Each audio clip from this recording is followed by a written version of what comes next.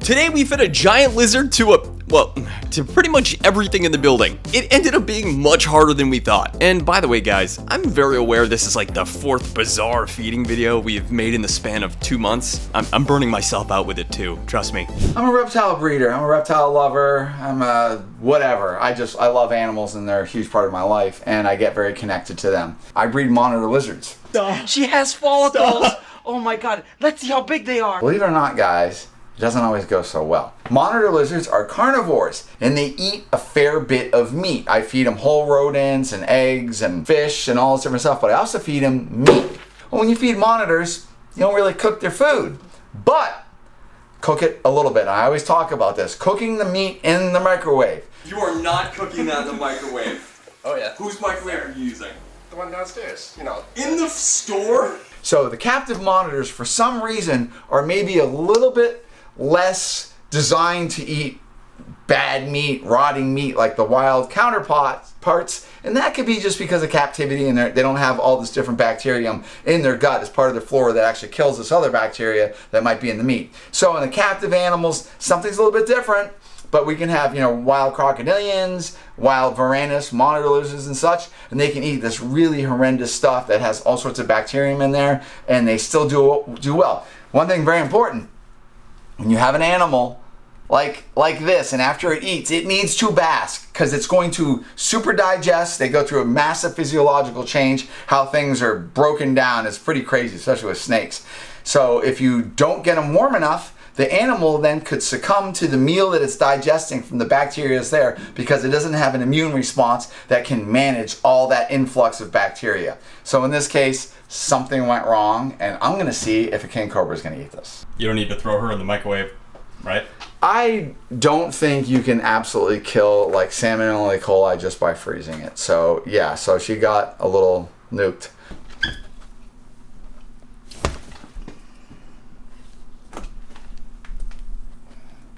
Oh, he's excited.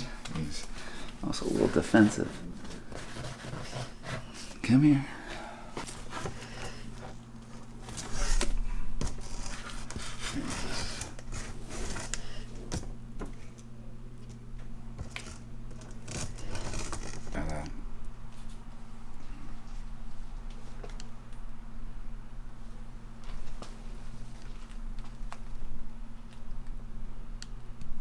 He's interested. He's just too much activity. Oh yeah. Too bad you're too small. She'd eat it in a second. Oh yeah. We trained her to eat some pretty crazy stuff. Okay, get ready. Yep. Get ready. Woo!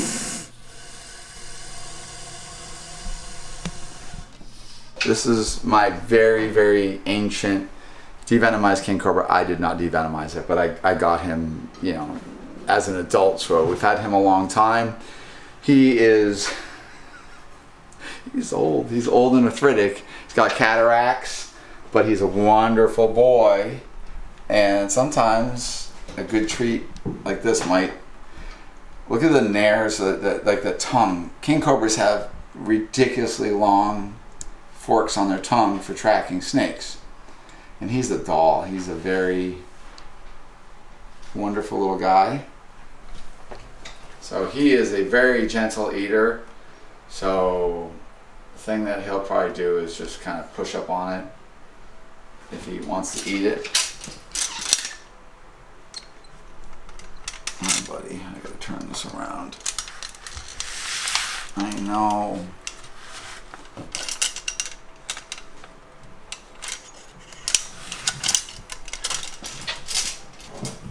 I got a stinking feeling he's not gonna take it. That's amazing. Oh, I've got follicles. All right. Nope. That's a deny. That's not gonna happen. Not that one. There you go.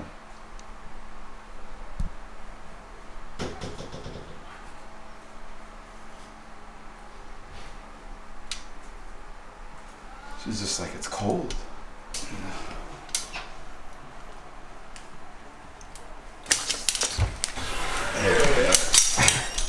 Alright. Well, that was easy. That was, yeah. I didn't have to do anything on that one.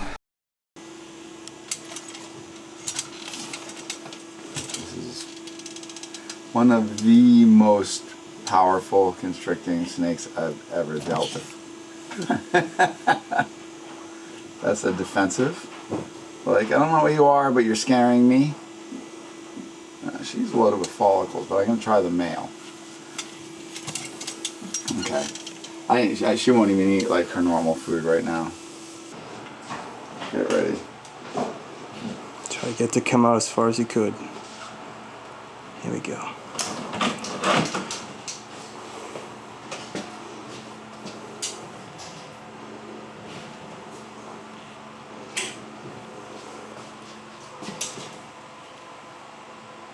It's fucking beautiful. What? It's good. It's great.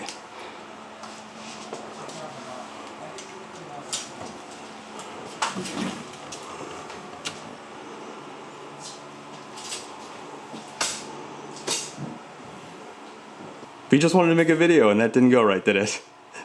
No, it's all, nothing is easy. No. No. Poor Kevin. It's getting hard. It's getting hard to run a reptile business. I know, you were telling me. It's really hard. I wouldn't tell Kevin how great he is because he's losing it again. Oh no. She dropped it?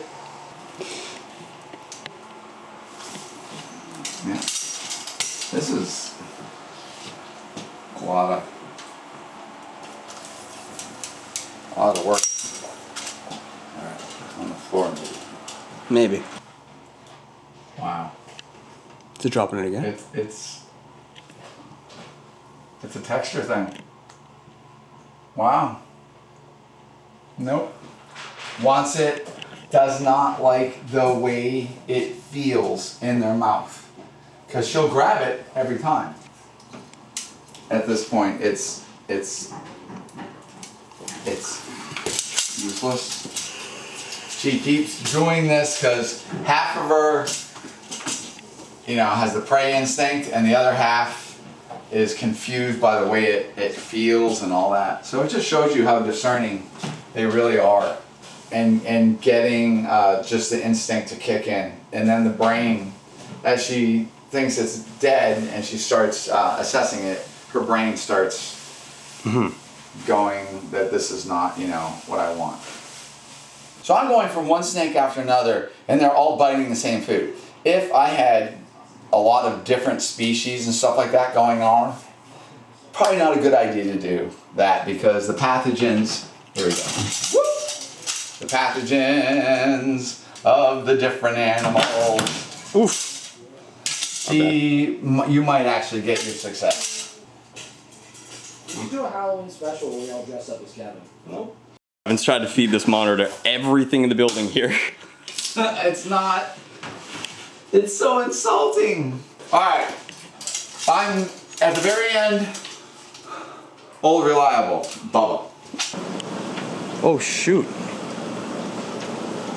Bubba's not picky at all.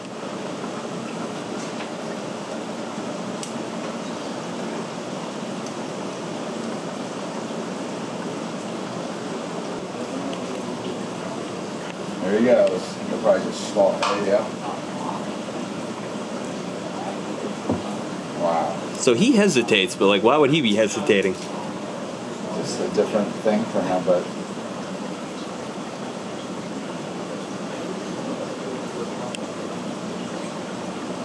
recycling.